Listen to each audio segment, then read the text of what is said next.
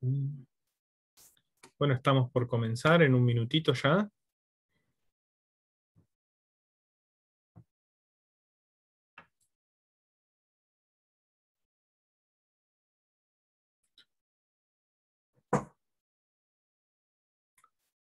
Bueno, buenas noches a todos. Lo primero que quiero corroborar es que todos estén escuchando, así que si pueden subir un pulgar o contestar sí por el chat, será bienvenido. Genial.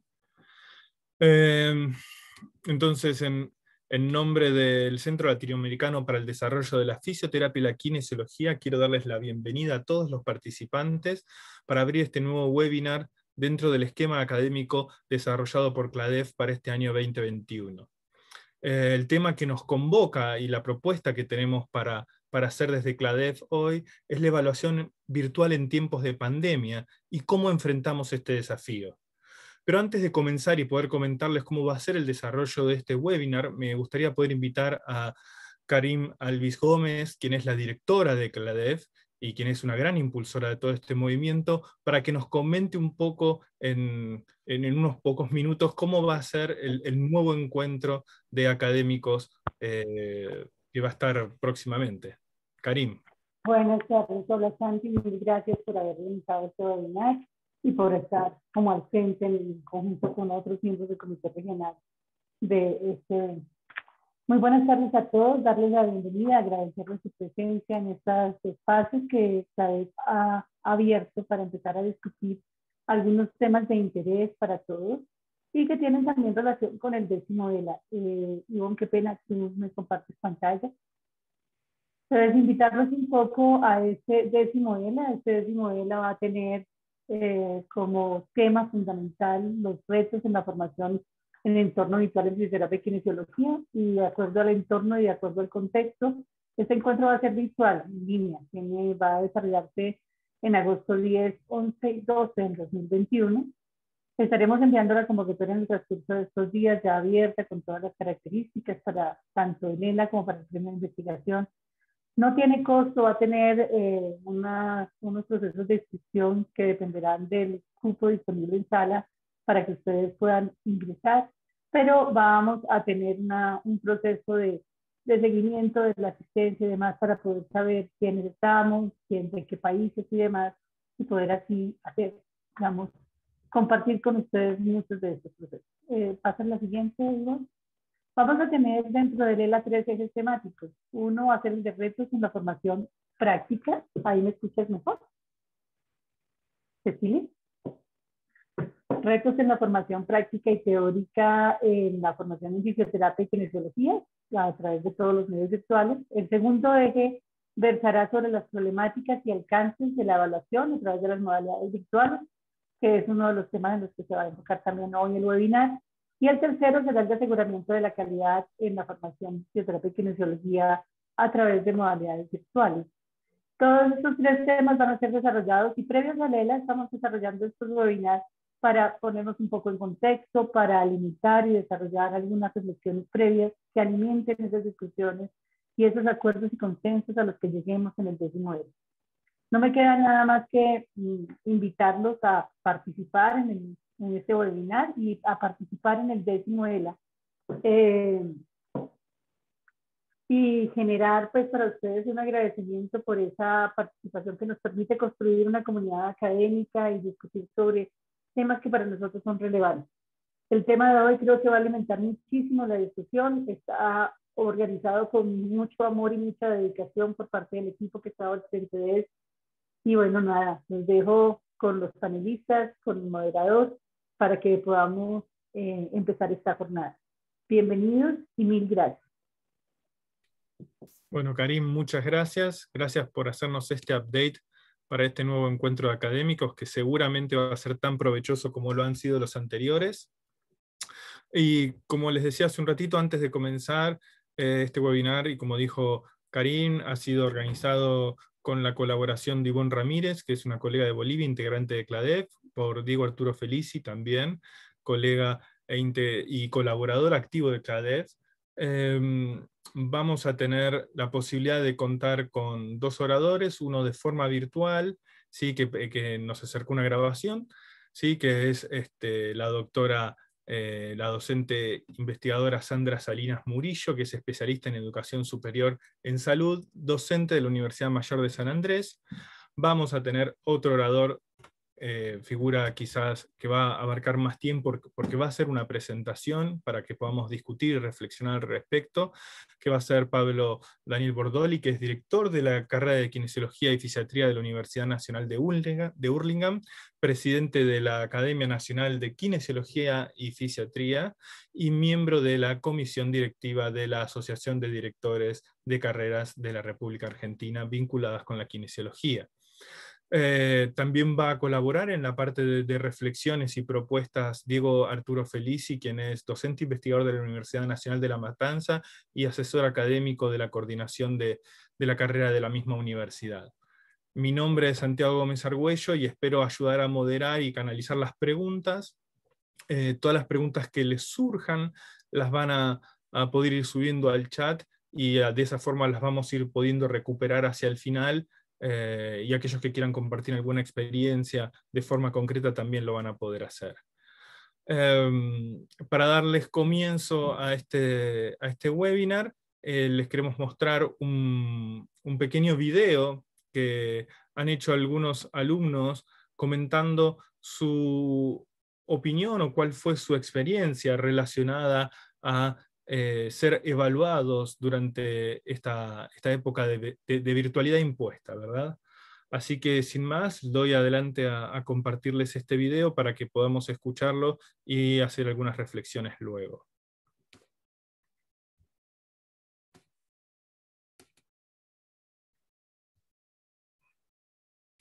Los aspectos positivos, pues lo más interesante es que se puede hacer mucha variación en los exámenes, en el tipo de examen, selección múltiple. A veces los exámenes de respuesta libre eran más complicados en la parte de la evaluación porque el Classroom prácticamente te quiere encasillar en ciertas respuestas, ¿no? Entonces ahí era un poco más difícil, era como que si no, estás bien o estás mal, ¿verdad? Pero hay respuestas que necesitan más análisis.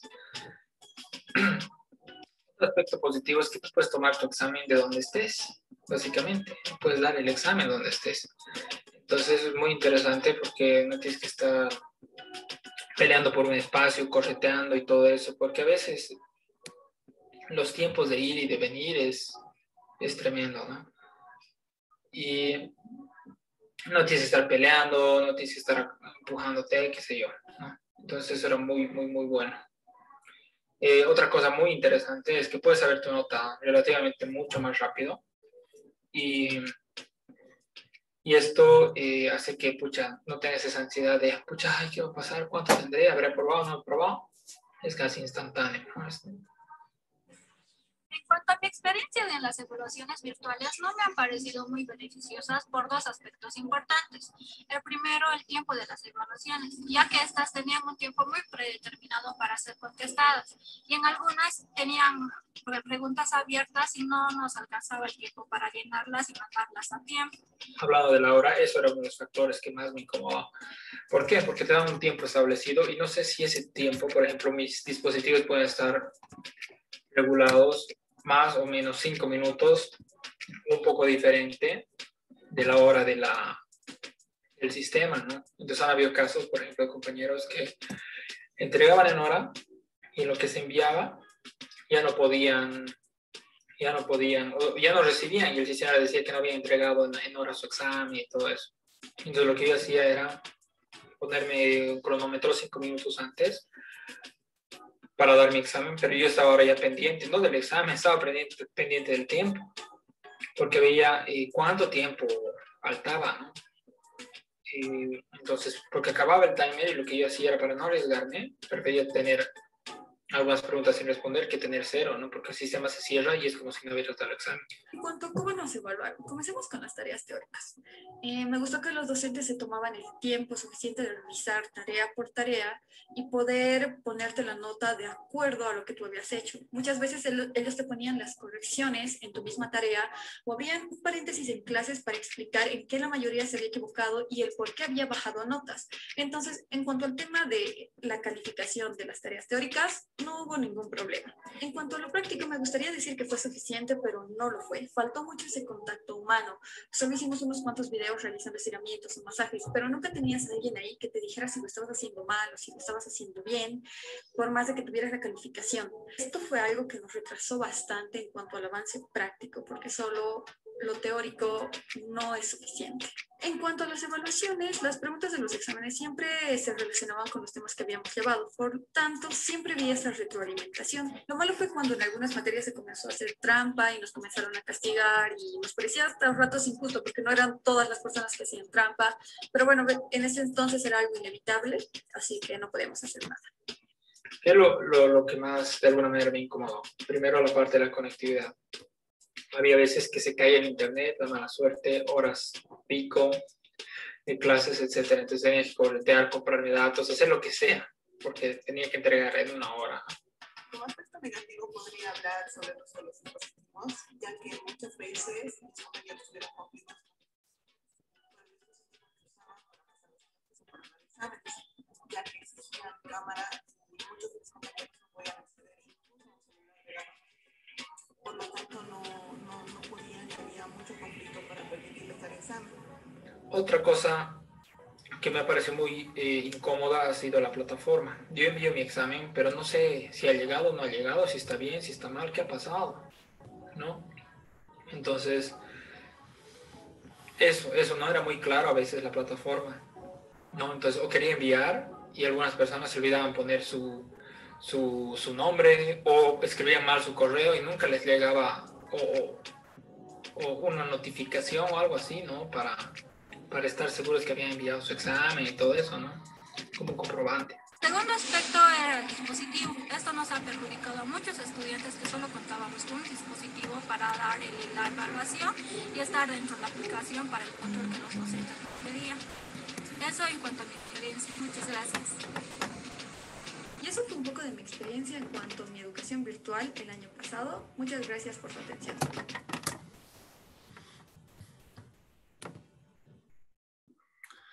Bien, bien. Fíjense la voz de este grupo de alumnos que son de diferentes partes de la región, ¿sí? Y por ahí digo, si te hago una pregunta, a ver o como sintetizando, o sea, estos alumnos de alguna forma plantean dos tipos de problemas, ¿no? Problemas de vinculación, es decir, de vinculación humana, pero por otro lado también los problemas técnicos, ¿no? Y a veces no se sabe qué pesa más, o sea, en tu opinión o en lo que ha sido en tu experiencia en tu universidad y en charlar con algunos otros docentes de la región, ¿qué te llama la atención? ¿Esto es algo frecuente? ¿Qué tal? Buenas noches. Gracias, Santiago. Sí, básicamente está muy bien resumido, creo que la mayoría de los inconvenientes o la mayoría de las situaciones que la pandemia y la virtualidad le impactaron a la evaluación de los aprendizajes.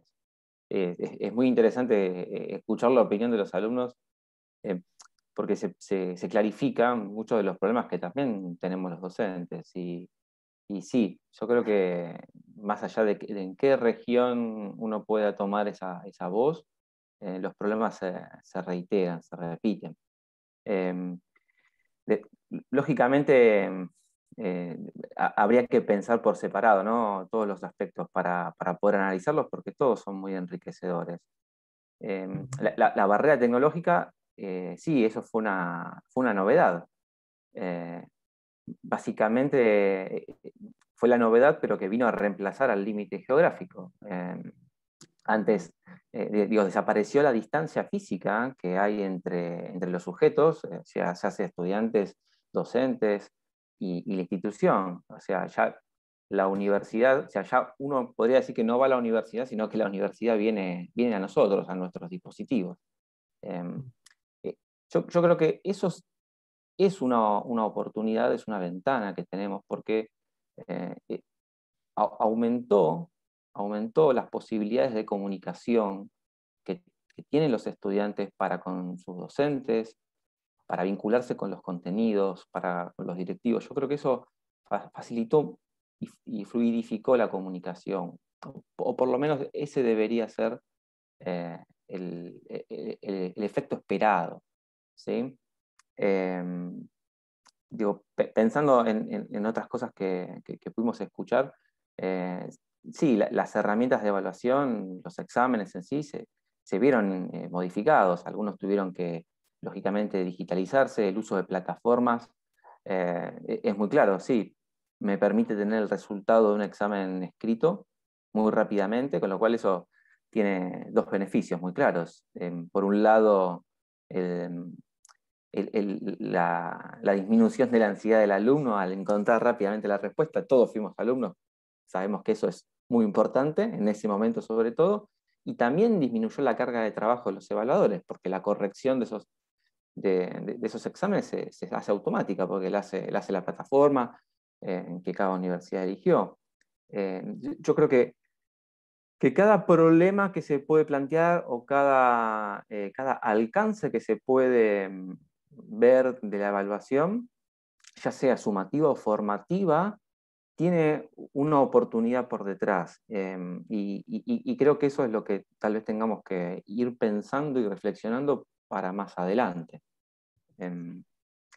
Y nombro evaluación formativa y algo que no me apareció justamente en estos videos, pero sí me lo han dicho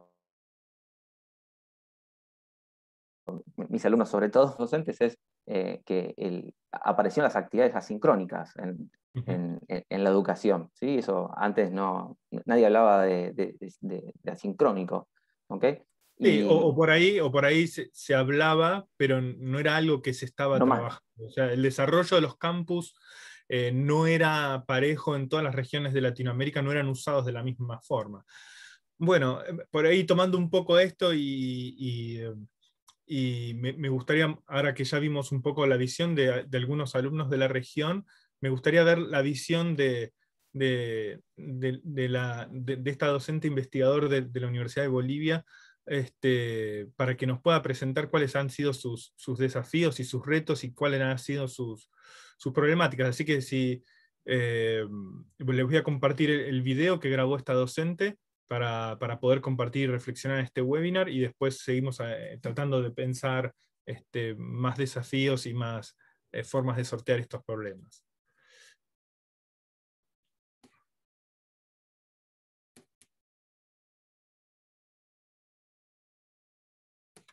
Mi nombre es Sandra Salinas Murillo, soy fisioterapeuta y kinesióloga, docente emérita de la carrera de Fisioterapia y Kinesiología de la Universidad Mayor de San Andrés, en La Paz, Bolivia. Cuando llegó el momento de la evaluación, ahí sí fue recibida la evaluación con algo de inquietud, dado que al tratarse de un entorno virtual, la situación se complicaba. Durante la evaluación de la actividad académica de la pasada gestión, este tema fue tratado ampliamente entre el grupo de docentes que conforman la carrera y se emitieron opiniones estableciéndose los siguientes puntos. Todos los docentes dan un valor agregado a la educación virtual. Todos coincidimos en que ha sido muy difícil transitar por ella, pero que el principal problema que encontramos es la realización de la práctica y también la evaluación de la parte práctica en las materias. En una carrera donde es vital el tocar, el movernos, etcétera, esto ha sido muy complicado. La confiabilidad, es decir, pensar si estamos realmente evaluando lo que enseñamos, lo que hemos hecho en esta gestión 2020 ha sido evaluado correctamente, se refleja el aprendizaje de los chicos y nuestra enseñanza en las notas, por ejemplo. Eso es un poco complicado a partir de este sistema virtual. Luego, dado que nos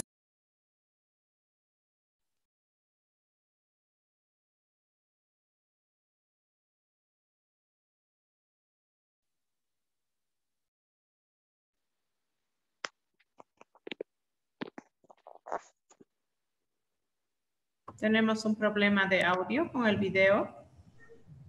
Ok. En un momento se me muteó. A ver si ahora funciona mejor. La confiabilidad. ¿Ahí se escucha? Es decir, pensar si estamos realmente evaluando lo que enseñamos. Lo que hemos hecho en esta gestión 2020 ha sido evaluado correctamente. Se refleja el aprendizaje de los chicos y nuestra enseñanza en las notas, por ejemplo. Eso es un poco complicado a partir de este sistema virtual.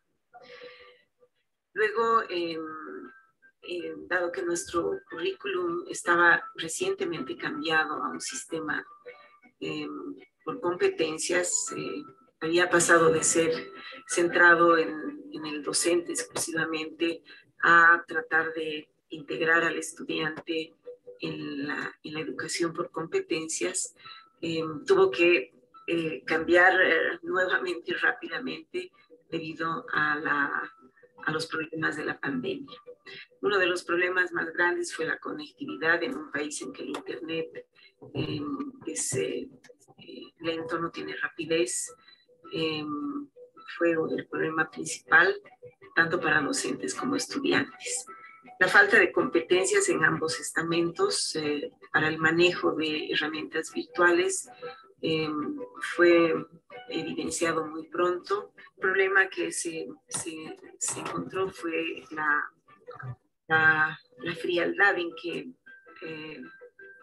que se trabajaba a partir de la existencia de una pantalla entre el profesor y el alumno. Hemos encontrado que el problema de la trampa es realmente duro y además persiste. Es recurrente, por lo cual tenemos la impresión de que además deberíamos integrar dentro de la currícula del fisioterapeuta kinesiólogo otro tipo de contenidos que puedan permitirnos manejar estos problemas. La evaluación objetiva, es decir, la que suma todo el conocimiento, se la realizó prácticamente sin ningún problema con la utilización de varios tipos de herramientas, formularios en Google, por ejemplo, en línea, luego la utilización de mapas conceptuales, la utilización de foros, etcétera, para obtener una sumatoria que nos permita obtener una nota final. La opinión de nuestros colegas y en mi opinión propia, el problema de la evaluación en nuestra carrera radica en la evaluación subjetiva. ¿Cómo evaluar la práctica si no podemos establecer cómo el paciente o cómo el estudiante toma el segmento, hace la prueba, realiza el ejercicio, etcétera? En nuestra experiencia, la utilización de exámenes de tipo ECOE nos ha ayudado bastante, detallando las habilidades que formaban parte de las competencias y anotando la realización en las actividades en listas de cotejo. Pero, ¿cómo evaluar la actitud? ¿Cómo evaluar el comportamiento? ¿Y cómo evaluar el encuentro con el paciente si es que este no es posible?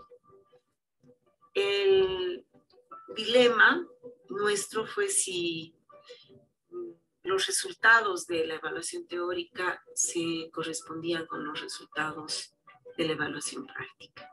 Y en eso estamos. Muchísimas gracias por su atención.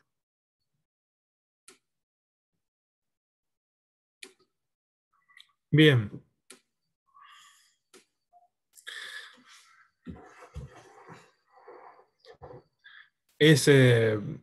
Han podido escuchar este video. Alguien levantó la mano recién, no sé si quería comentar algo o simplemente la levantó por error. Bien, entonces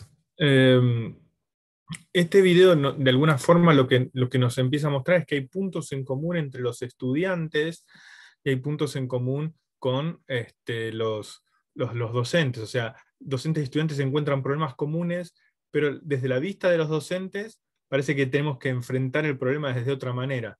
No sé, Diego, si estás ahí o si me podés escuchar. ¿Qué Sí, pudiste leer? perfectamente. Sí, sí, coincido con esto que decís. La visión de los estudiantes y la visión de los docentes es muy, muy similar, muy parecida, y eso es una sorpresa, es una grata sorpresa. Porque en definitiva nos va a permitir tomar soluciones que respondan a ambas perspectivas. Eh, Coincido con la colega Salinas, que tenemos algunos problemas en cuanto a cómo evaluar la práctica, ¿sí? Los contenidos procedimentales en forma virtual tienen muchísima dificultad para realizarlo, o requieren de un costo tecnológico que, si pensamos que en nuestra región el principal problema es la conectividad, pensar en desarrollar dispositivos con cámaras para que se filmen. Digo, he visto que son experiencias que se han hecho en otros países.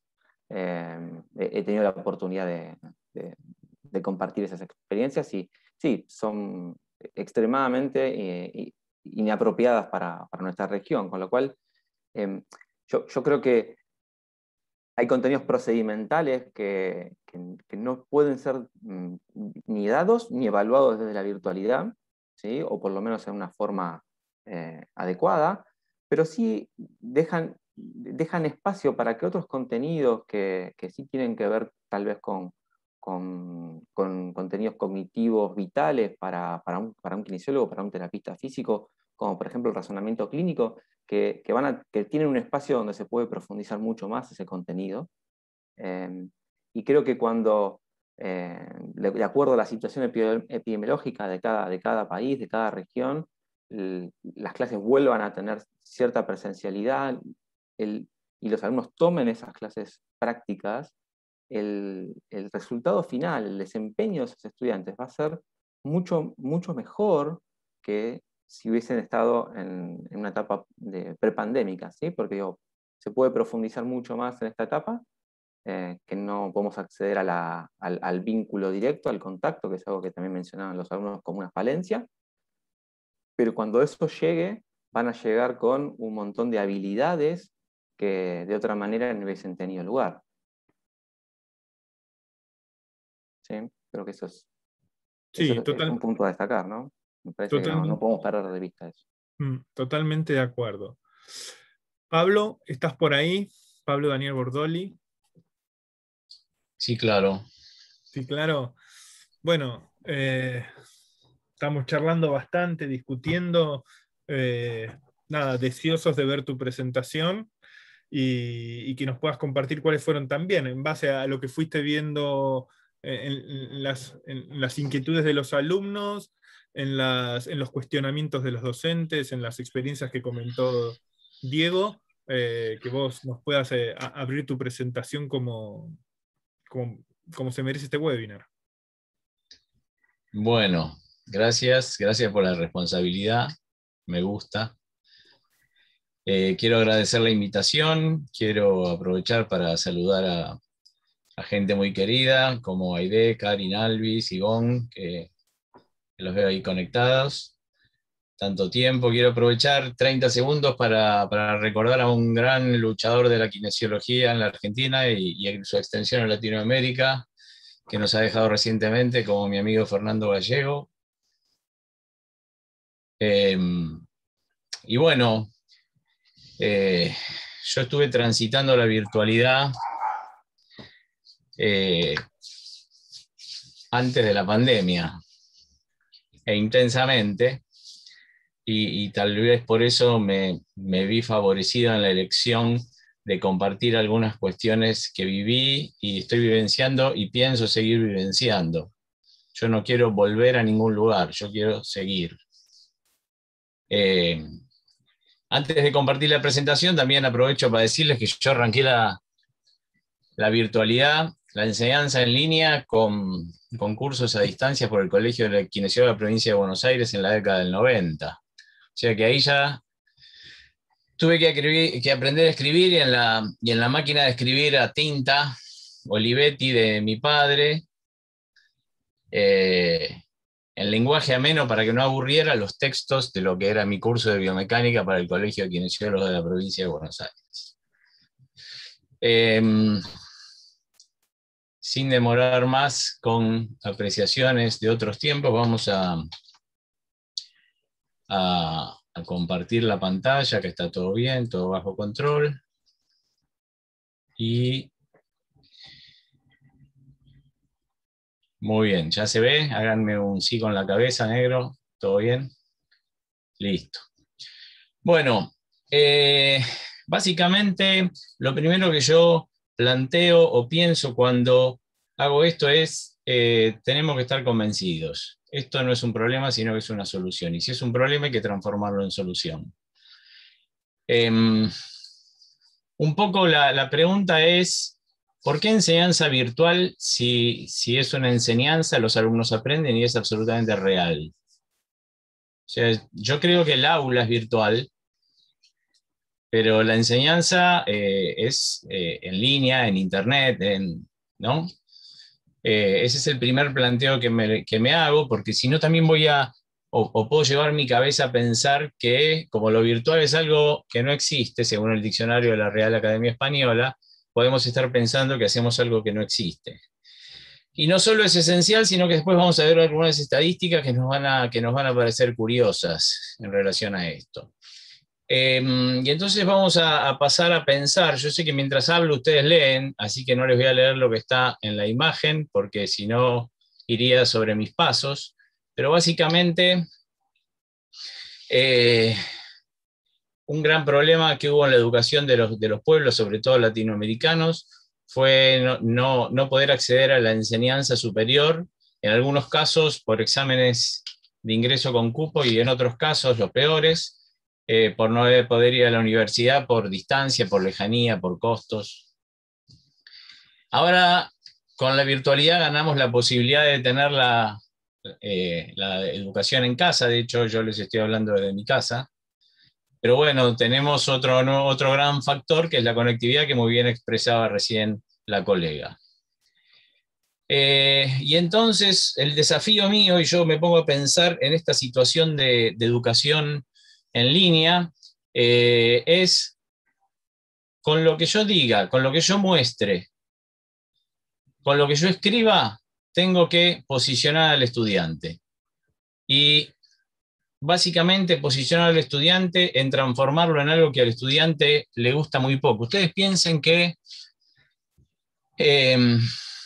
la inteligencia y la evolución humana se fueron desarrollando en establecer pautas de supervivencia, desde que no me coman los animales hace muchísimos años, hasta cómo comprar más barato en la actualidad, o consumir el proveedor de cable que me cobre más barato, o cómo apurar a mi proveedor de teléfono para que me baje el costo mensual.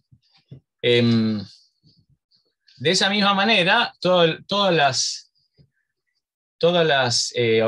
profesiones, ocupaciones, desarrollaron estrategias para sobrevivir y seguir.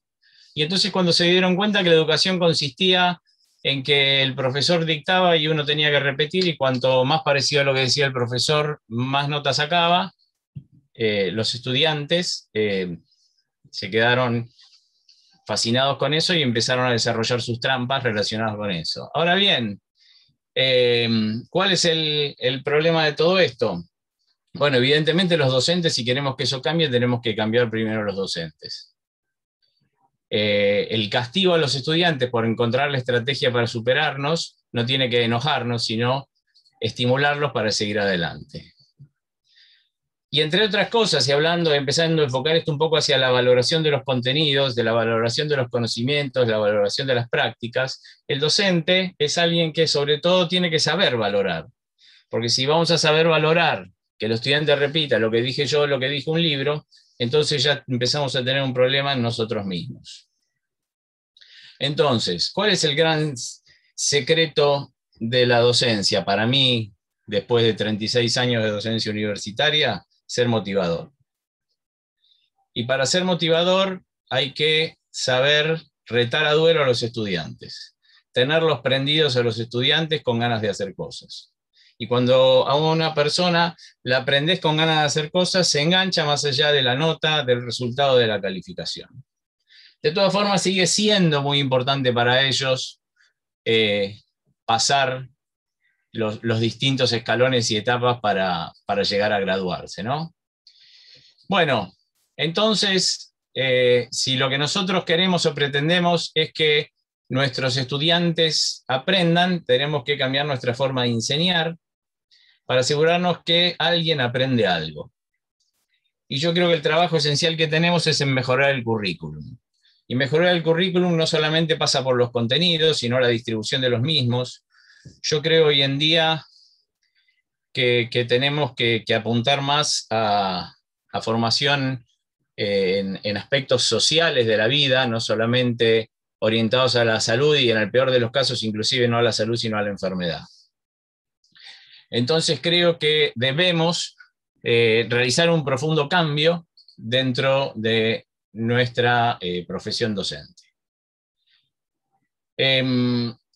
Y esto tiene que ver con formarnos. O sea, nadie puede hacer lo que no sabe hacer. Si yo toda mi vida supe que dar la clase era... a mí me ha tocado que me dieran clases leyendo de libros cuando no existía el retroproyector, no me salía el nombre porque ya hace años que no existe. Y después, bueno, eso, las filminas y fotocopiar las filminas y tener el apunte, y después aparecieron las diapositivas, y después apareció el PowerPoint y demás elementos. Pero bueno, si para mí lo clásico y tradicional era dictar algo para que los estudiantes tomen apunte y repitan lo que yo dije, me tengo que dar cuenta que eso ya no va más, porque además los estudiantes, que generalmente los llamaban los pibes, pero yo tengo la suerte de tener un estudiante de 71 años, les quiero contar, y que rinde y que avanza en su carrera, en la mayoría son pibes jóvenes, y a esa edad lo que más funciona es memorizar. El pensamiento, la reflexión viene más adelante. Entonces nosotros le tenemos que enseñar a pensar y a reflexionar, aunque cueste y aunque quizás le lleve los 5 años que dure la carrera, por lo menos en la Argentina. Y entonces nosotros tenemos que hacer 2 cosas fundamentales: descubrir la capacidad de nuestros estudiantes, y una de las cosas que después vamos a mirar un poquito es estructurar el escenario. O sea, el aula virtual tiene que ser lo menos virtual posible, tiene que ser algo atractivo. Todas las páginas web luchan por eso, por tener páginas atractivas que a la gente le guste ingresar. Sin ir más lejos, los Simpson, que los mira todo el mundo menos yo, creo, tienen la piel amarilla, y justamente es para que cuando pasan los canales rápidamente buscando algo que les interese, el amarillo de la piel de los Simpsons generalmente hace detener a la gente y quedarse a mirar. Y entonces hay que pensar en el amarillo de los Simpsons. Y entonces en la clase tenemos que pensar, para mí, 2 cosas que tienen que ver, siempre pensando en el rendimiento de los estudiantes, aunque después les voy a agregar un condimento más. Primero, la realización de ejercicios, y segundo, la resolución de problemas. La realización de ejercicios es como entrenar. Yo siempre digo, las clases son un entrenamiento para cuando el alumno tenga que demostrar lo que aprendió. Y aquí viene un secreto fundamental. El multiple choice no va más. O sea, yo le agradezco al multiple choice, canto un himno de alabanza al multiple choice. El multiple choice alguna vez inclusive en mi vida lo fomenté, porque los profesionales de la salud siempre tenemos que elegir entre opciones. O sea, a este paciente, ¿qué le hago? Movilización activa, movilización pasiva, ultrasonido o una reeducación postural. Y está bueno cuando el multiple choice me entrena para eso y me entrenan para elegir. Pero la educación pasó a ser otra cosa y el multiple choice no representa eso, termina haciéndose o elaborándose la noche anterior al examen, cosa que es una irresponsabilidad absoluta, y entonces yo ya estoy tratando de que el múltiple choice hoy por hoy evalúa solamente memoria en cierta manera. He escuchado en los videos anteriores a mi presentación que hablaban un poco de las trampas de los estudiantes, ¿no? Esas estrategias que realizaron para poder aprobar la materia y seguir. Y entonces ya el múltiple choice, por lo menos en línea, nosotros usamos una plataforma de Moodle, que es una de las más comunes y utilizadas, por lo menos en Argentina. Tiene un montón de estrategias, evidentemente, generadas para que los estudiantes no se copien, y se copian igual, obviamente. Y entonces el examen termina siendo una cacería de copiones y no una valoración de lo que nosotros dejamos como docentes. O sea, bueno, después va a venir, no nos adelantemos más. Entonces, tenemos que formar profesionales con capacidad estratégica.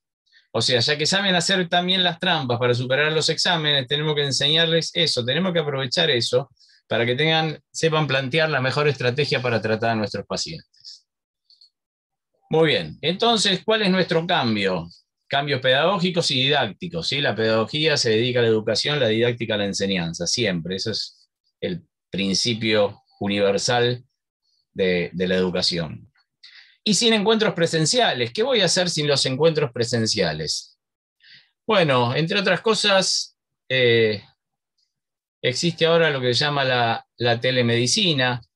Y antes que esto, muchas veces ustedes habrán recibido la foto de un amigo con el tobillo hinchado, con un hematoma. No digo que los kinesiólogos nos podamos formar totalmente en línea, porque por ahora lo veo imposible, o lo creo imposible. Pero sí que hay un montón de cuestiones que se pueden resolver tranquilamente e inclusive mucho mejor que con encuentros presenciales. El tema es la tradición. Es esa cosa de que antes yo estaba tranquilo con lo que hacía y todo esto me provocó un movimiento terrible. Ustedes piensen a todo esto que el año pasado, el 20 de marzo, cuando dijeron cuarentena, yo estoy a cargo de una carrera de muchos docentes y la mayoría de ellos casi nunca había usado el campus. Nosotros teníamos 3 materias, que se hacía, una que era virtual totalmente y 2 que se estaban semi-virtualizando. Por lo tanto, los pocos que sabíamos hacer algo de enseñanza virtual, paralelamente a coordinar nuestras materias, tuvimos que enseñarle a 80 docentes y estar en el minuto a minuto. ¿Y qué hicimos? Bueno, básicamente le enseñamos las 3 o 4 cosas básicas para que la cosa funcione, como diría el título de la gran película de Woody Allen. Muy bien, ahora, otra cosa que tenemos que entender, que la cultura cambió. O sea, el pensar, el querer y hacer de los pueblos, que es la definición de cultura que más me gusta, cambió hace años, y la pedagogía lleva una eternidad a cambiarla. Y ese es, yo creo, el foco fundamental. Si no entendemos que tenemos que cambiar la manera de enseñar. Porque tenemos que entender esta gran revolución, que es aparte cada vez más rápida. ¿Cuál es el secreto de esta revolución? El secreto de la revolución está en nosotros mismos. Los elementos que ahora evolucionaron en base a qué? Los autos se estacionan solos, los lavarropas prácticamente no tenés que hacer nada, el teléfono celular ni hablemos, todo se resuelve en base a lo que nosotros tenemos más desarrollados, que es la sensibilidad, en base a los sensores. Tenemos que entender que los sensores son lo que cambió y revolucionó todo, la vida, la mente, el volver a nuestro interior. Entonces, y metiéndonos ya en el tema de la evaluación, ¿qué es lo que enseñamos? Yo me muevo últimamente con una frase que dice librarse de los libros, en la cual asusta a mucha gente. A los que me conocen, saben que leo desde muy chiquito y leo mucho. Por lo tanto, no es que quiero que dejen de usarse los libros, sino que aprendamos a usarlos como se debe. Y entonces una de las cosas que tenemos que enseñar es a leer y escribir.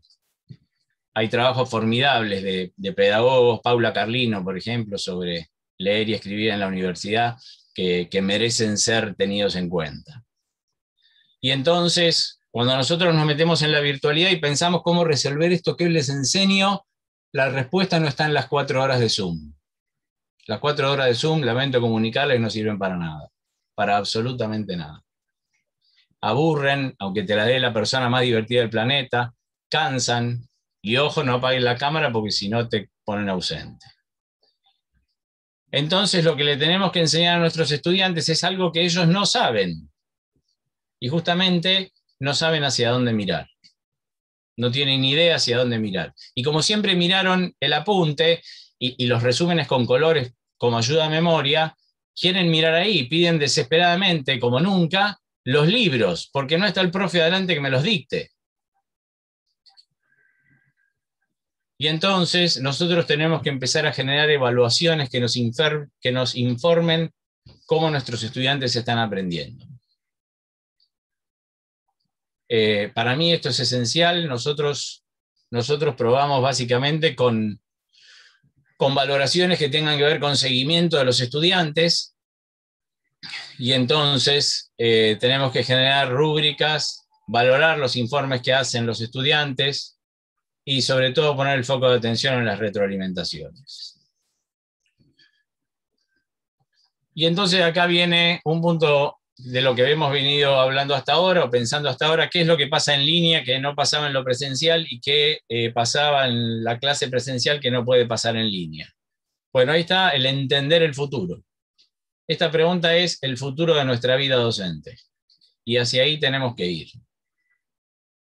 Y la cosa esencial es la autonomía del estudiante. El estudiante tiene que elegir los contenidos, el estudiante tiene que elegir su camino y nosotros guiarlo, comentarle quizás lo que le puede faltar, lo que complementa sus conocimientos.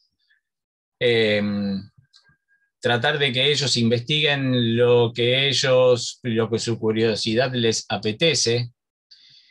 Yo manejo una materia que se llama biomecánica, casualmente, y hacemos un trabajo de campo donde les pregunto qué les llama la curiosidad como para orientar la investigación a hacer, las líneas de investigación para ese trabajo de campo.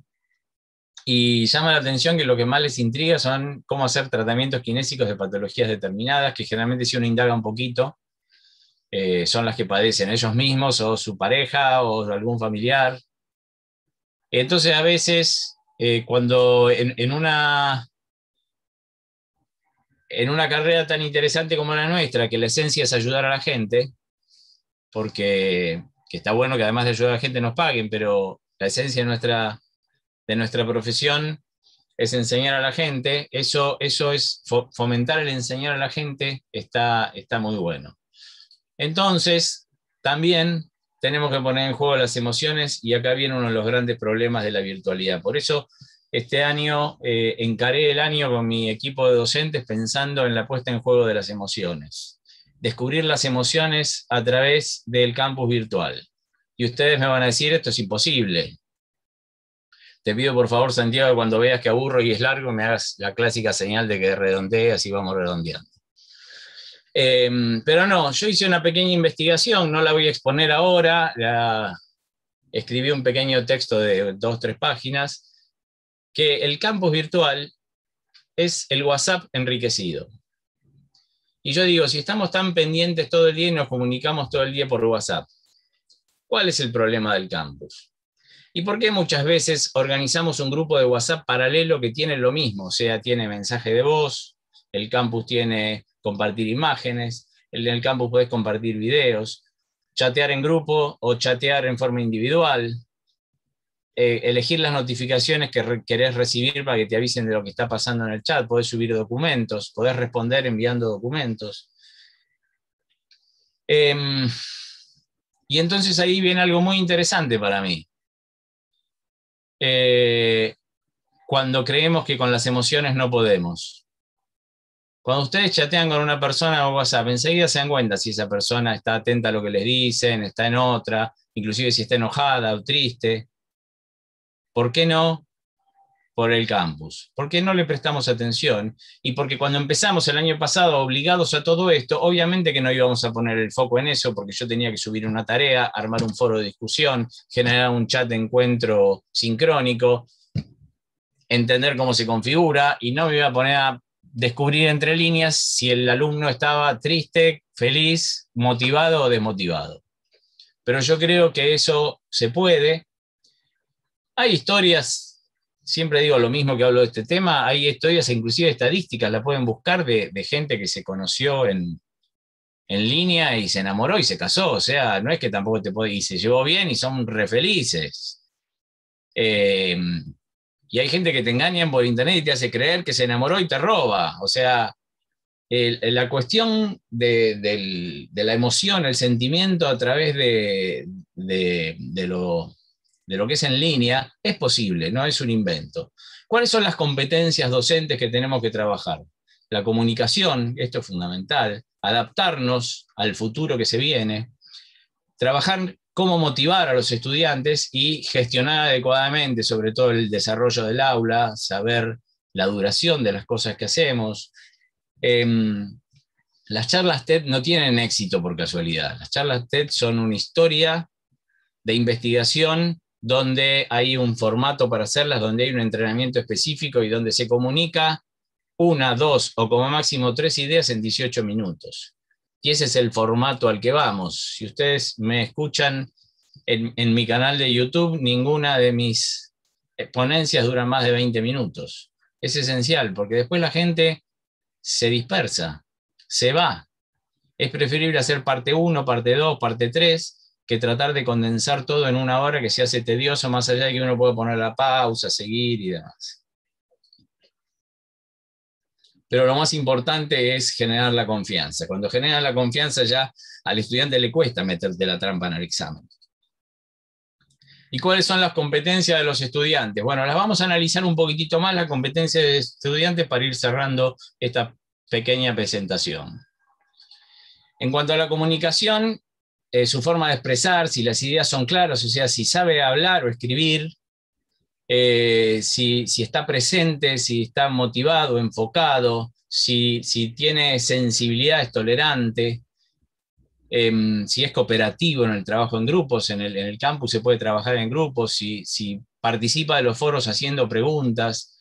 Para todo esto, yo tengo armado un Excel ahora, donde voy haciendo el seguimiento de los estudiantes. O sea, leo lo que van poniendo y voy anotando con crucecitas en los distintos casilleros para ir haciéndome una idea de cada uno de estos estudiantes. Este es quizás el punto más importante, la autonomía, donde los estudiantes se dieron cuenta que, si yo no estudio, no pasa nada. Entonces, tener disciplina, la base fundamental de la vida, para disponer del tiempo como corresponde. Tomar iniciativas, si es receptivo a las nuevas ideas o quiere volver siempre para atrás. Si está motivado, que quiere conocer, si tiene curiosidad, o simplemente ve qué pasa y contesta y cumple, si está interesado, si es apasionado, si es perseverante. Esto es muy importante. A veces entra en un foro y hay algún estudiante que hace 4, 5, 6 preguntas porque quiere terminar bien su trabajo, y eso es genial. Y hay que motivar a los demás para que lo sigan. Y en la gestión personal de los estudiantes, que puedan llevar a cabo los estudios a pesar de sus preocupaciones o problemas personales, una persona que tenga confianza en sí mismo, dominio de sí mismo, y que sea optimista y sobre todo paciente, como tenemos que ser los kinesiólogos a la hora de rehabilitar. Otro de mis grandes referentes en la educación, Logrot, insiste con esto, ¿no? Comunicar el gusto por saber, por la investigación y por el espíritu crítico. Y entonces llegó la hora de cambiar el paradigma educativo, verlos desde otro punto de vista. Ya usar el campus no es subir el PowerPoint o el archivo PDF, el apunte, sino que tenemos otro sinfín de posibilidades. Entonces la evaluación y la valoración de los aprendizajes de nuestros estudiantes ya no es el cuestionario múltiple choice, porque si nosotros le enseñamos a mirar videos de pacientes, ¿sí? Nosotros en biomecánica tenemos una clase que es la Expo Rengo, y tratamos de tener filmaciones de gente que renguea respetuosamente, con todas las protecciones correspondientes y permisos y autorizaciones y demás. Compartimos algunos videos donde analizamos la marcha real de la vida y no repetimos los grados de ángulos que dicen los libros sobre el estudio de la marcha, que la dividen en 4 fases, en 5 fases y en 7 fases, que la memorizan, se la olvidan y no sirve para nada. Hay una cuestión fundamental que también es la posibilidad de trabajar en grupo, y cuando se trabaja en grupo hasta se puede saber qué es lo que hace cada una de las personas, y no seguir con el viejo método del docente adelante y los alumnos sentados escuchan y toman nota, sino que además son todos iguales y tienen que ser iguales, y entonces quizás es el momento, además de decirle chau al multiple choice, le podemos decir chau en algún momento, Ministerio de Educación por medio, a la calificación por números. Nosotros tenemos un campus donde tratamos de que sea atractiva la presentación de los distintos temas. Hay un montón de posibilidades, inclusive el mismo PowerPoint, que es lo que estoy usando yo ahora, es tan atractivo como el Genially o como cualquiera de... Hay que saberlos manejar. Si seguimos pensando que el PowerPoint voy pegando los textos que quiero leer, estoy siendo irrespetuoso hasta con el PowerPoint. Nos encontramos con una materia como Organización Asistencial y Epidemiología, donde el profesor pone su video de bienvenida, un video de donde explica la materia, cómo van a ser las clases, cómo vamos a trabajar, cómo van a participar. Aquí están todas las actividades y recursos que se pueden hacer. Nosotros ahora estamos desarrollando un curso específico de H5P, relacionado con hacerle llegar a los estudiantes contenidos de una manera más dinámica y divertida. Y acá otra cosa importante es explicarles o hacerles ver antes de dedicarse al parcial. La cuestión del parcial tiene su historia, que se transformó en el parcial, que en realidad no es el parcial, sino que es la parcial, porque es la nota parcial, para llegar a la nota final. La nota parcial, que son varias notas parciales, pueden ser quizás una nota por clase o más, pueden promediarse, sumarse, no sé, según como quiera hacer cada una y cada uno, pero bueno, se transformó, o sea, que hay una nota final de la materia, pero que está dividida en notas parciales, y entonces las notas parciales, históricamente, se decidían con un examen escrito y generalmente múltiple choice. Y entonces nosotros componemos la nota del examen escrito, más el desempeño en los trabajos prácticos, más la consistencia del desempeño en los foros. Por ejemplo, este docente. Y entonces hay cosas positivas y hay cosas negativas en las que trabajar, como en cualquier cosa. Pero que haya una cosa negativa no implica que ya tengamos que abandonar la enseñanza en línea. Les voy a pasar algunos datos y termino. ¿Estamos bien, señor Gómez Argüello? Muy bien. El 68% de la población mundial utiliza un móvil o un celular. Quiero aclararles que estos datos son de fines de 2019, cuando hice una exposición justamente sobre enseñanza virtual y no teníamos idea ni siquiera que existía la ciudad de Wuhan. Yo por lo menos...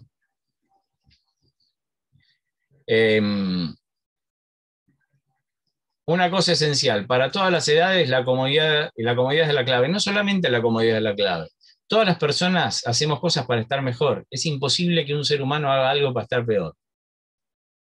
Puede haber un montón de cosas en la vida, pero hay una que no se va a cumplir nunca. Nadie va a hacer algo para estar peor. Te puede ir mal en la vida, que es otra cosa, pero nadie dice, me voy a comprar los zapatos 3 números más chicos para sufrir. Es imposible. Es mucho más lógico que se compre un número más para tener los pies más libres dentro del zapato, que aparte sería una buena indicación kinésica. El 42% de los alumnos prefieren aprender por clases de audio. A través de la enseñanza virtual, el conocimiento se puede producir en cualquier momento y lugar, y esto es otra cosa fundamental. Tenemos que entender que la base de la enseñanza virtual es la asincronía, que lo sincrónico es casual.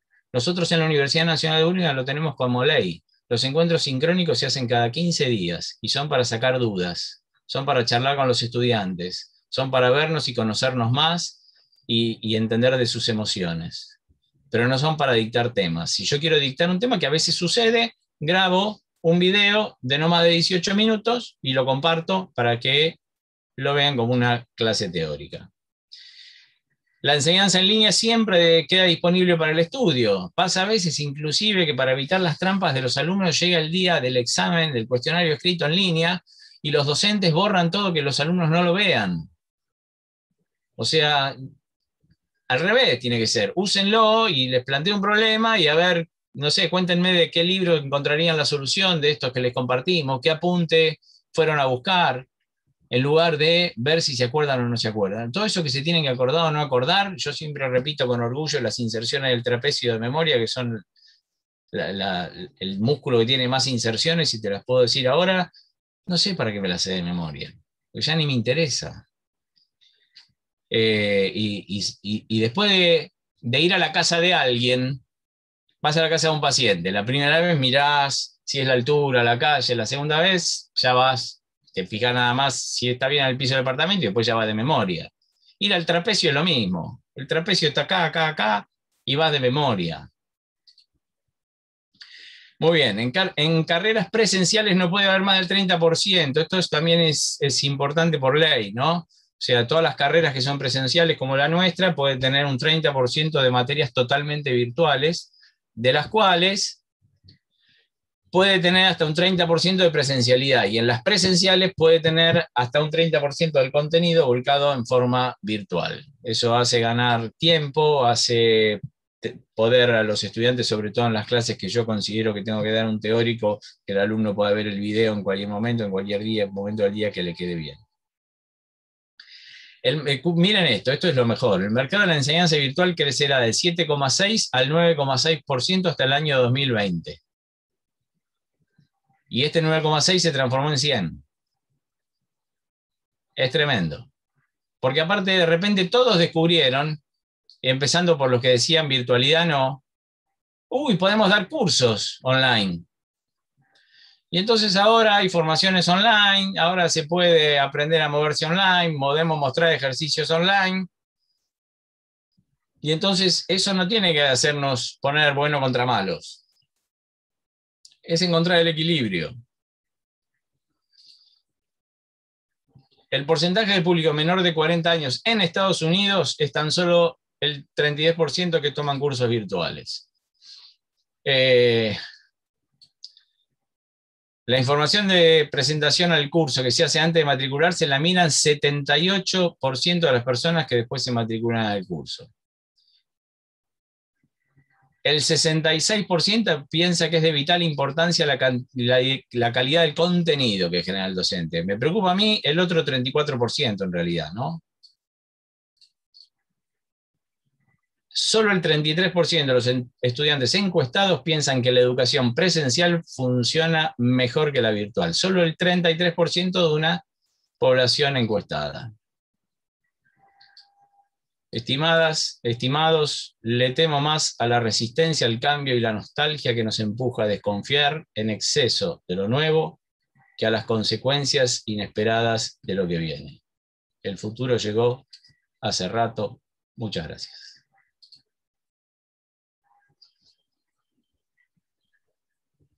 Bueno, muchas gracias, Pablo, por tu motivación por tu presentación tan motivadora. ¿Sí?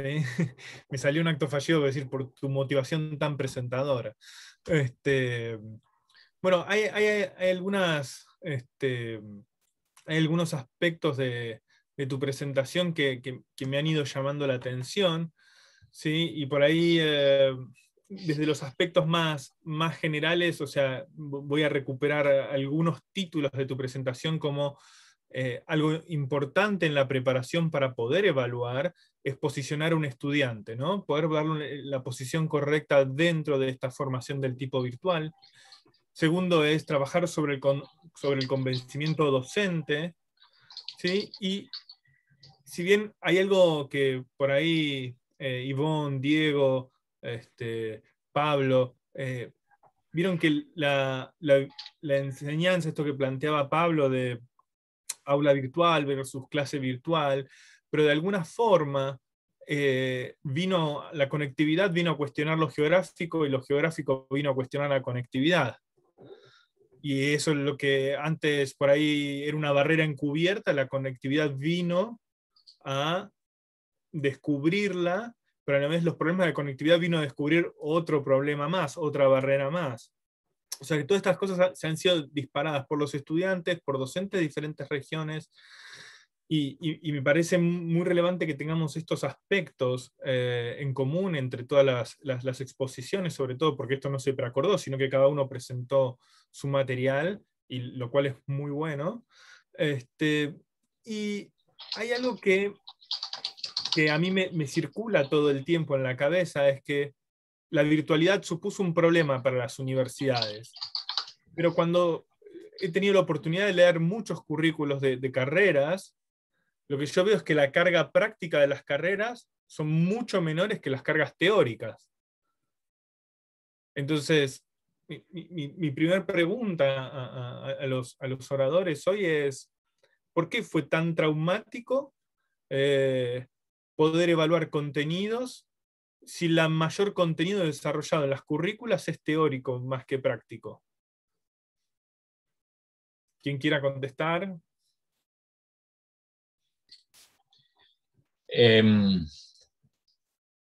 Yo nunca vi un problema. Bueno, pero sí se ha planteado, o correcto, sí se ha planteado el problema, sí se ha planteado el problema. No, por eso, digo, yo no lo vi.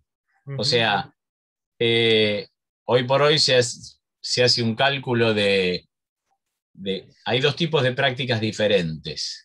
Una es prácticas de asistencia real, lo que podemos decir en centros de asistencia primaria, en hospitales, o sea, trabajo con pacientes reales, que más o menos lo que calculamos en la sociedad de directores era de unas 600 horas totales en la carrera, y a eso agregarle las prácticas en las materias más prácticas. Y acá viene un punto importante. A veces esas prácticas uno las hace con el compañero, pero la podés hacer en tu casa con un familiar. De hecho, yo lo he hecho. Y seguro que muchos de ustedes le ha tomado la presión a los vecinos, para aprender a tomar la presión, por decir algo. Le ha hecho maniobra de estiramiento a los vecinos para practicar para el examen. Esos también son prácticos. Muchas cosas de estas se pueden compartir y monitorear online. Lo que pasa es que como toda la vida lo hicimos de una forma, no tenemos estadísticas de cómo resultará. Y nada, yo tampoco quiero caer en esta cosa horrible de, vos estudiaste kinesiología durante la pandemia, así que tan bueno no debe ser porque no practicaste mucho. Sí, eso seguramente se escuchará en algún momento, seguramente. Ivonne, ¿vos querés compartir tu visión sobre este tópico? Ivonne, estás muteada, perdón. Gracias. No, por favor. Agradecemos al doctor Bordoli, pues para nosotros gratos recuerdos del año 2000, el año 2005, en una maestría.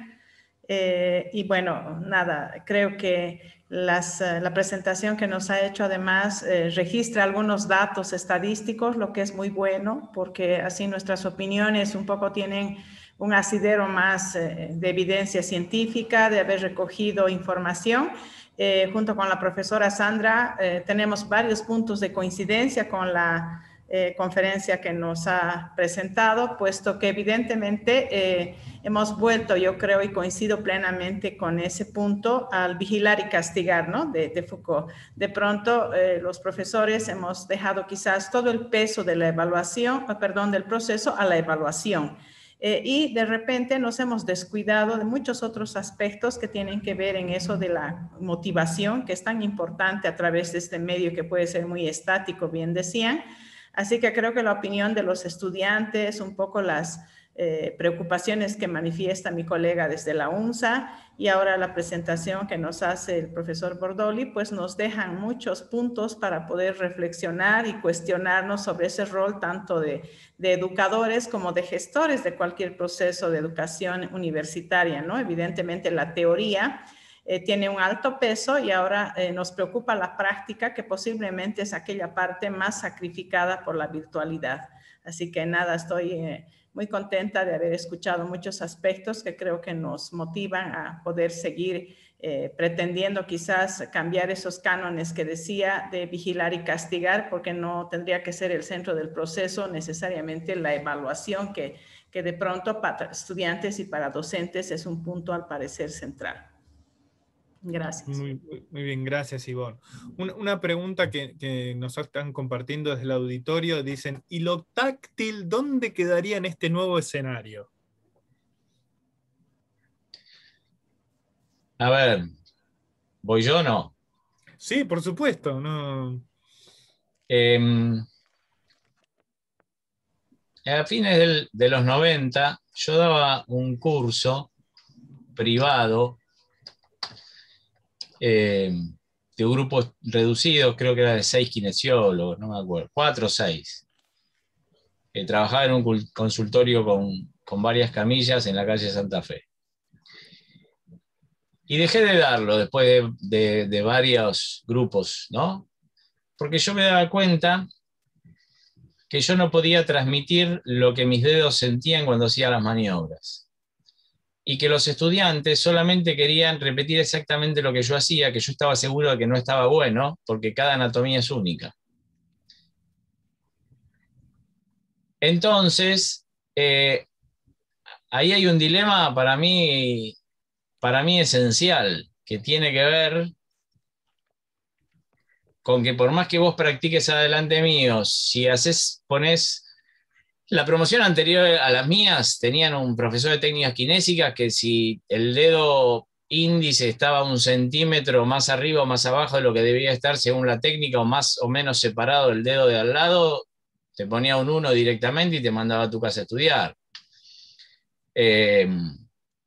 Inclusive hoy por hoy yo estoy en duda, y de hecho es una de las cosas que voy a hacer cuando cambie el programa de la carrera, de seguir teniendo una materia que se llame técnicas. Porque terminamos enseñando una técnica y hay cosas que tienen técnicas y otras que tienen arte. Y es muy complejo. O sea, uno tendría que enseñar más por objetivos de tratamiento y herramientas para llegar, pero la práctica real es de la mano del estudiante con quien sea, y no hace falta que esté delante tuyo porque vos no sentís el calor en la piel del paciente que siente el estudiante que lo está tocando. Sé que no estoy respondiendo nada, comparto dudas milenarias que yo tengo, que me gustaría que sean fuente de progresión de nuestra profesión. Yo siempre digo que los kinesiólogos hacemos 3 cosas. Y que eso, y contestando un poco a la pregunta de Aide en el chat de si vamos en camino de extinción, los kinesiólogos hacemos 3 cosas que las tenemos que conservar. Una es producir cambios en los tejidos. Pero hoy el aparato se lo puede aplicar el paciente solo, por ejemplo, pero las manos no tanto ya. Pero si hay un robot que lo puede hacer. La segunda es trabajar con el movimiento, reeducar, enseñar a mover sin dar indicaciones de movimiento, inclusive hacer movilización pasiva, que hoy por hoy hay máquinas que te movilizan pasivamente. Y lo tercero que hacemos los kinesiólogos es educar para la salud. Y eso ya es más difícil de reemplazar.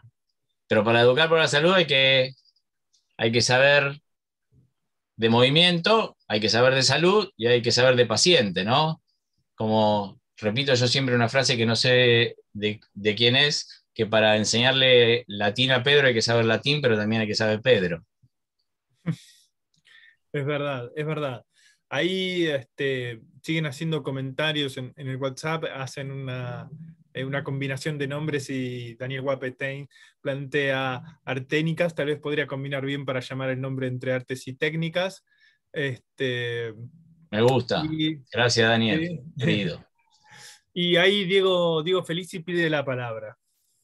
Sí, un poco escuchando todas las opiniones, las intervenciones que estaban diciendo.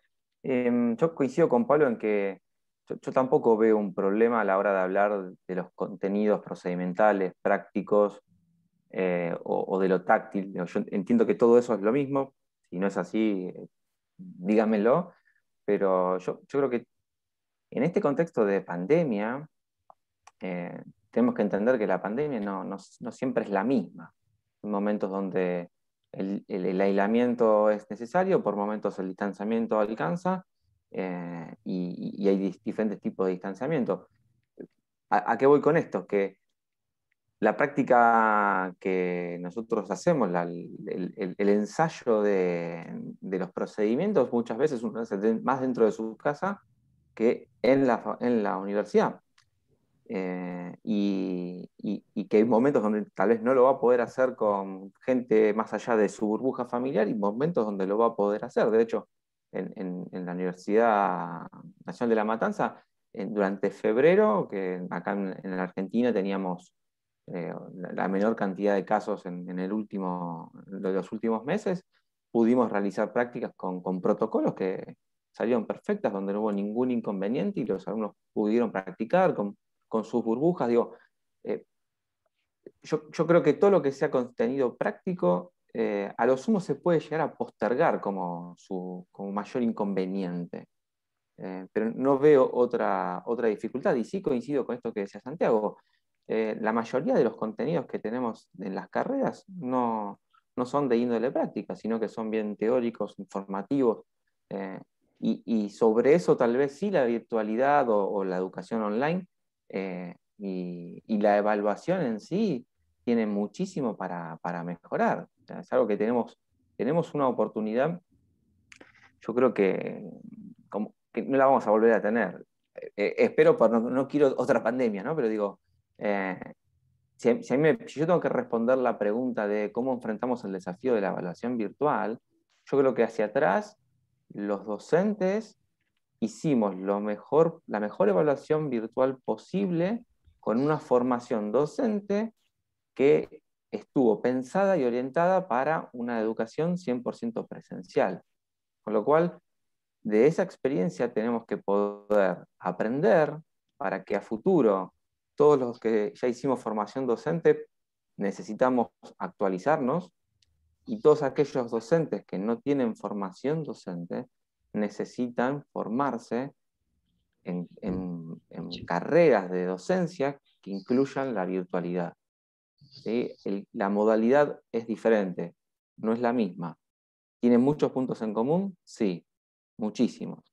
Pero evidentemente necesitamos de aprendizajes desde lo tecnológico hasta lo técnico, lo necesitamos incorporar para que todas estas competencias y habilidades que nombraba Pablo, que son excelentes y que hay que tenerlas en cuenta, tengan un vehículo donde les sea fácil a los docentes acercarse a los alumnos también. ¿Sí? Por ahí, eso es lo que yo considero. Gracias, Diego, por tus observaciones. Recuperando un poco algo que planteó Pablo, y que hablaba un poco del sistema numérico de calificaciones. ¿Qué otros, si ellos están implementando, Pablo, vos en tu universidad, o cualquier otro docente, qué tipo de calificaciones están implementando, o continúan con las numéricas, o se les ha ocurrido otra forma de calificar? Pablo.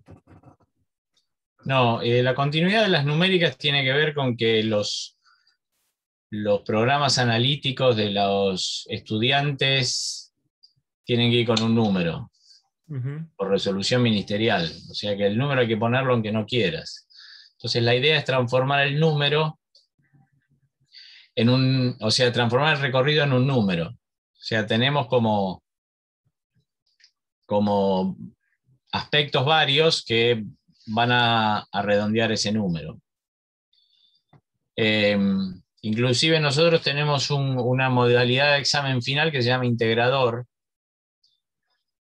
que es para algunos estudiantes que no llegan a ser del todo brillantes, pero que ves que andan bien, que están motivados, que quieren aprender. Y entonces le damos la posibilidad de redondear la materia en eso que llamamos examen final del integrador, en su mismo día de cursada, con su mismo docente, rindiendo, utilizando idioma antiguo, rindiendo los temas pendientes o o que quedaron por reforzar, o más flojos, o lo que todavía le quedaba por demostrar que más o menos lo redondeó. Pero lo que estamos tendiendo a hacer ahora es cambiar los programas directamente por competencias, por rúbricas, destinado a los objetivos. Y otra cosa, que si nosotros tenemos una clase para dar de algo que después sabemos que no se va a usar en la calle, o sea, si la clase que damos no la podemos usar en la calle, esa clase no hay que darla más, hay que sacar ese tema del programa. O sea, lo que damos tiene que servirle a la gente. Si no, hay que sacarlo de la calle.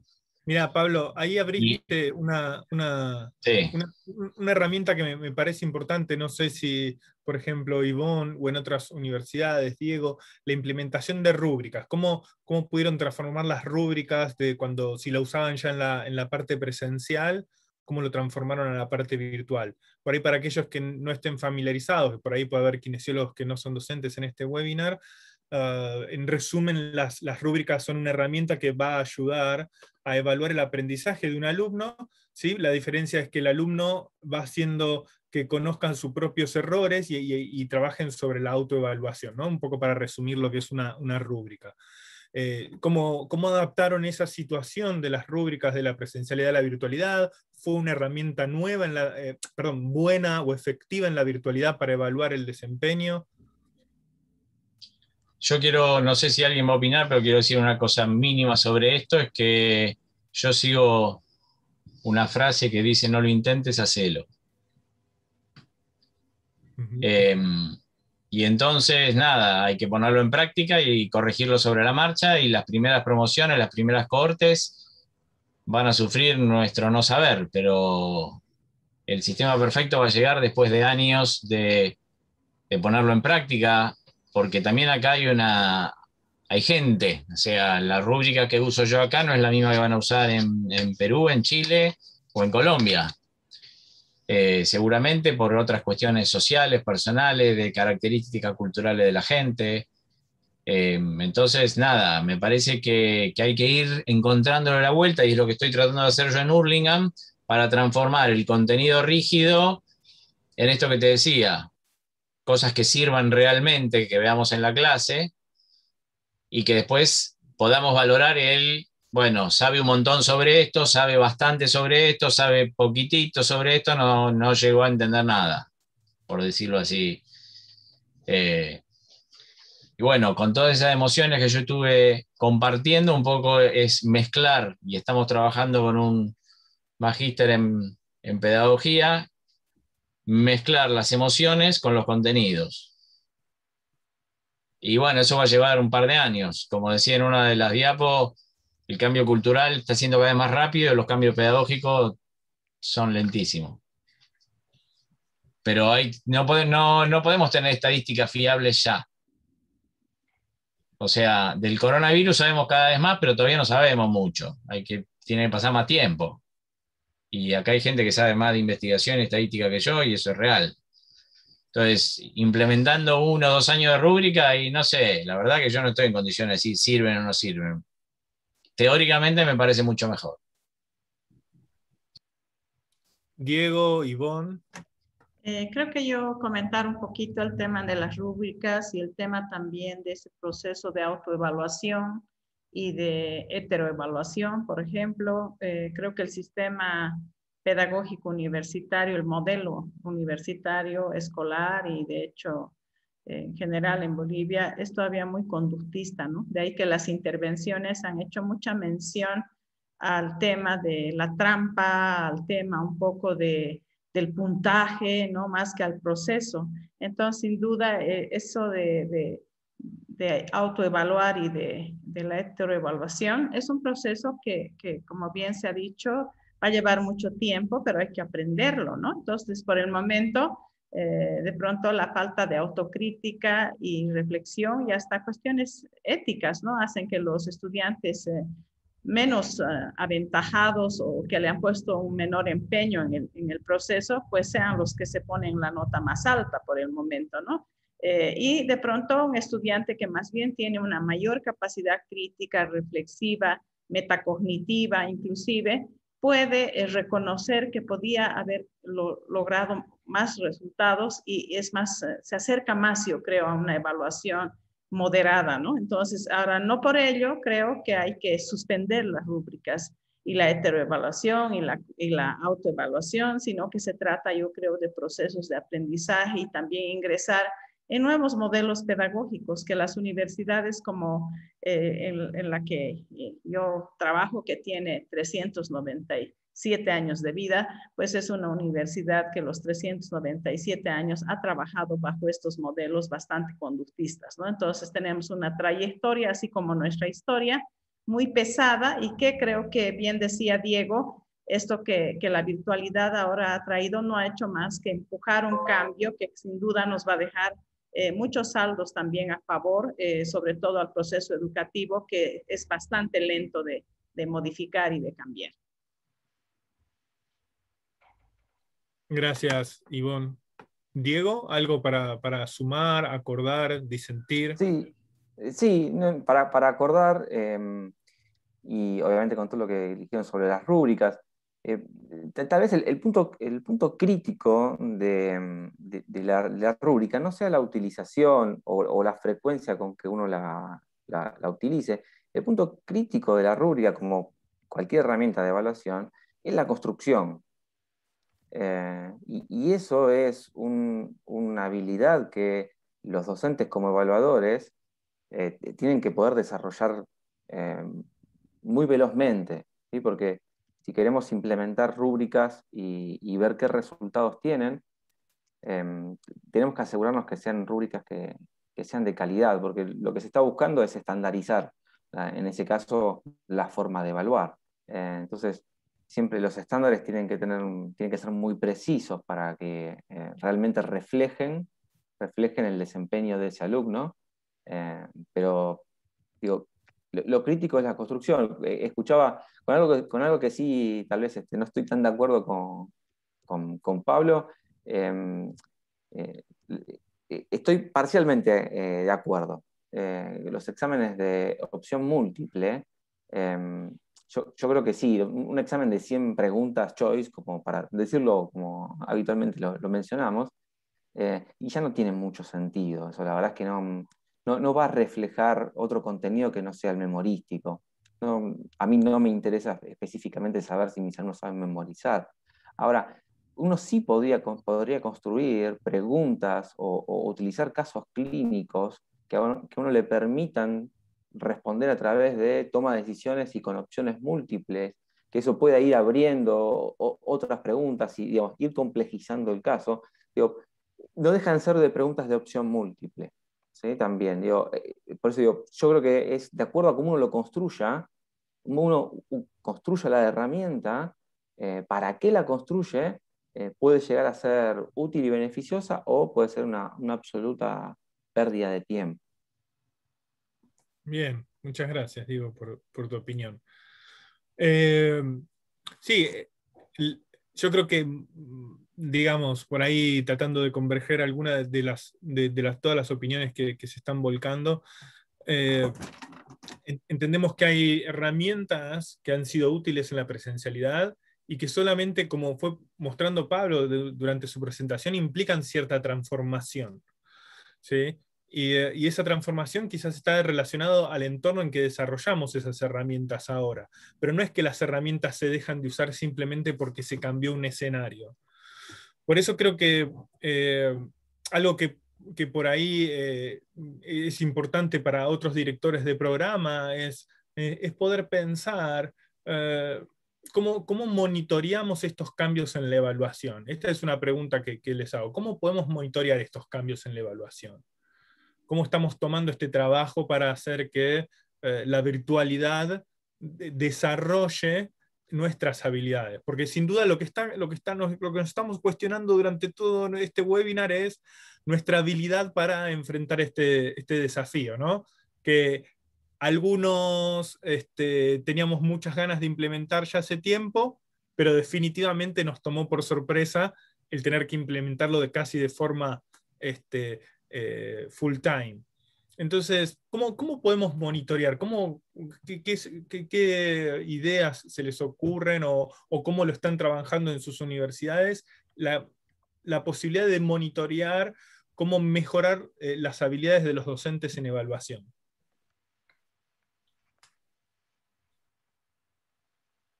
Diego, Pablo, Ivonne, Daniel, es una pregunta, ¿eh? Sí, es una muy buena pregunta esa, porque el asunto es, ok, ¿qué hacemos y cómo lo hacemos? Y si no funciona, ¿cómo nos damos cuenta? O si funciona, ¿cómo también nos damos cuenta? ¿No? Porque, y una opción es la evaluación institucional, eh, que, que se puedan realizar diferentes etapas, diferentes momentos de evaluaciones, autoevaluaciones, coevaluaciones. Hay un sinfín de cosas que uno podría aplicar para poder hacer seguimiento de los cambios y las perspectivas que tienen los estudiantes sobre esos cambios, las perspectivas que tienen los docentes. Digo, se pueden hacer intracátedra, se pueden hacer por eje, habría que analizar ahí ya el currículum de cada carrera como para ver cuál sería la mejor forma de implementación, ¿no? Pero yo creo que una evaluación institucional puede ser una herramienta que puede dar información sobre qué sucede con los cambios en la evaluación y la virtualidad. Bien. ¿Alguna opinión más al respecto? No, yo voy a decir solamente que los cambios son para mejorar, que lo dije antes y lo insistí antes, y que no me voy a dar por vencido. No quiero más que una nota dependa de lo que te acordás en el múltiple choice. Uh-huh. Y coincido con Diego lo que dijo de múltiple choice, mucho más de lo que él cree. Ya que estamos. Ya que aprovecho, uso el micrófono. Muy bien, muy bien. Y que coincido un montón, por no decir 100%, para que no sea grande, con Danny Wappenstein, lo que estoy leyendo en el chat. O sea, si alguno no está leyendo el chat, léanlo. Sí. Genial, gracias Daniel por tus aportes también.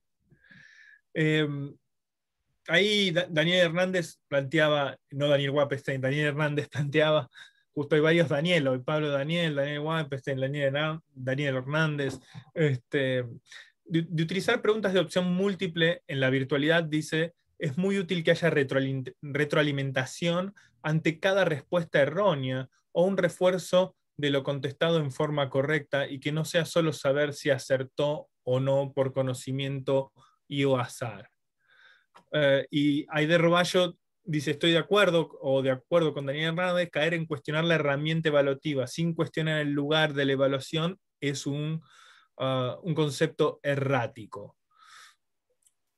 Cuando han desempeñado evaluaciones Choice en la época de la virtualidad, el espacio, o sea, por ejemplo, yo vengo de una formación docente, obviamente una parte de mi formación docente ha sido con Pablo Daniel. Vengo de una formación docente donde siempre se me ha inculcado que la devolución hacia el alumno es vital en el rol del aprendizaje. Ahora bien, muchas veces cuando tomamos un examen o cuando tomábamos un examen en la presencialidad y dábamos un oral, ¿sí?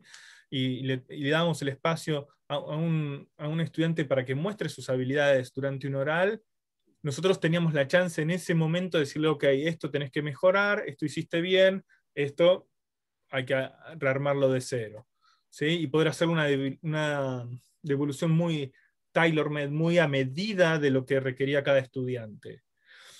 ¿Qué les pasó a ustedes en este tiempo? ¿Sí? Lo que no quiere decir que no vaya a mejorar, pero ¿se enfrentaron con el problema de las devoluciones o pudieron hacer devoluciones o utilizaron foros para hacer devoluciones? ¿Cuál fue la mejor herramienta que utilizaron durante la virtualidad para hacer la devolución de los exámenes con los estudiantes? Mirá, nosotros el primer cuatrimestre lo trabajamos para sobrevivir y no faltar el respeto a los estudiantes y la profesión. Uh-huh. Es una realidad que no creo que haya escapado a nadie, y nosotros teníamos aulas virtuales armadas, ya materias virtualizadas. En el segundo cuatrimestre nos pusimos las pilas con las devoluciones. Inclusive armamos tutoriales,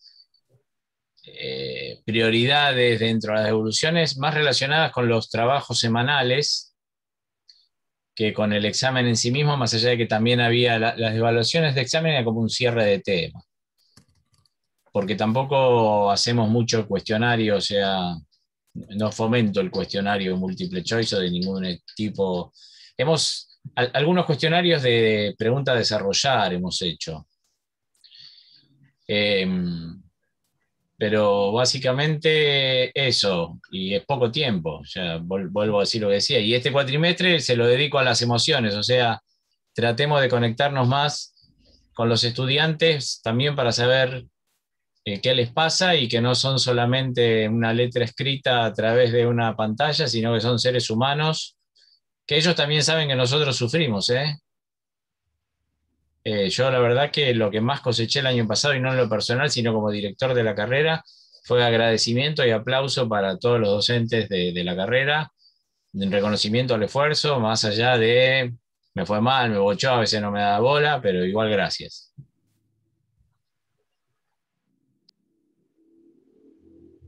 Bien. Diego, Ivonne, ¿algo respecto de este punto? Creo que el chat nos deja también unos comentarios bastante interesantes que se pueden retomar motivándolos a que volvamos a este tema y a este encuentro, a esta mesa en el mes de agosto, porque evidentemente esa devolutiva, ese análisis, esa retroalimentación, alguien ya lo dijo, creo que tiene fuertes matices contextuales, ¿no? Las universidades, por ejemplo, en La Paz, en Bolivia, tienen alrededor de más o menos 150, 200 estudiantes por curso. Entonces, generalmente los procesos de devolución de la información que se ha proporcionado, las preguntas cerradas, los conflictos mayores en los estudiantes, son devolutivas, digamos, masivas, ¿no? Generales para todo el curso. Y lógicamente, muchas veces eso sacrifica las dificultades individuales que pueden estar atravesando los estudiantes.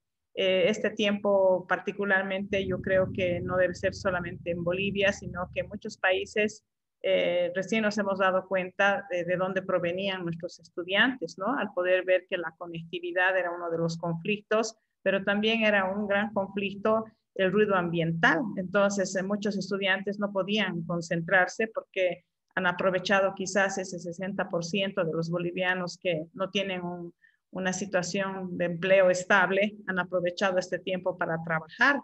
Entonces, a mí me han tocado unas cuestiones muy anecdóticas, ¿no? En medio del examen oral, por ejemplo, que alguien haya dicho la cabina 3, y yo decía, pero ¿qué habla usted? ¿De qué cabina habla, no?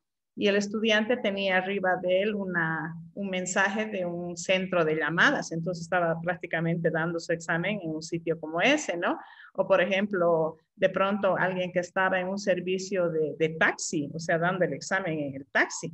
Entonces, ese tipo de situaciones que de repente vemos que una vez que se instala la virtualidad, hay que también echar mano de otros mecanismos, bien lo han dicho toda la sesión, y creo que el profesor Bordoli va a tener mucho que comentarnos en el evento de agosto, acompañado de otros colegas de distintas universidades, que va a ser un gran placer para todos nosotros seguir ahondando en eso que nos ocupa a los académicos.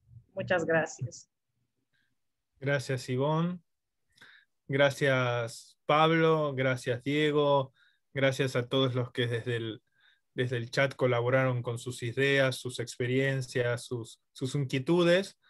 Creo que sin duda, como bien dijo Ivonne, esto nos invita a seguir reflexionando, y creo que un punto que abrió Diego, que formalizó Pablo y que nos está dejando un cuestionamiento, es que requerimos formación en enseñanza y evaluación virtual.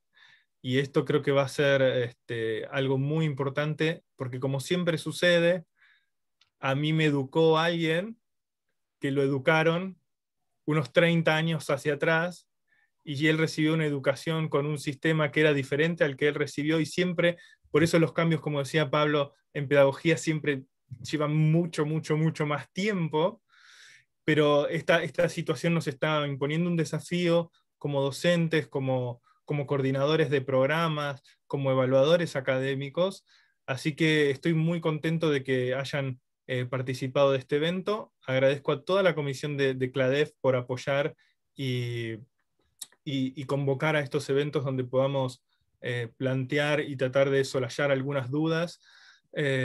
Así que desde CLADEF les damos las gracias, y por supuesto están todos formalmente invitados para el próximo ELA. Si alguien quiere decir alguna palabra, Diego, Pablo o Ivonne, para cerrar, serán bienvenidas, y si no, les doy muchas gracias a todos. No, solamente agradecer y saludar. Muchas gracias. Gracias a vos, Santi, a todos los demás. Bueno ver a Diego, a Daniel, que no lo veía hace años, y me gustaron sus aportes, y saludo a Ivonne, a Karin, al resto de la banda. Bueno, les despido, buenas noches, gracias por estar todos conectados y hacer un esfuerzo por mejorar la kinesiología en la región.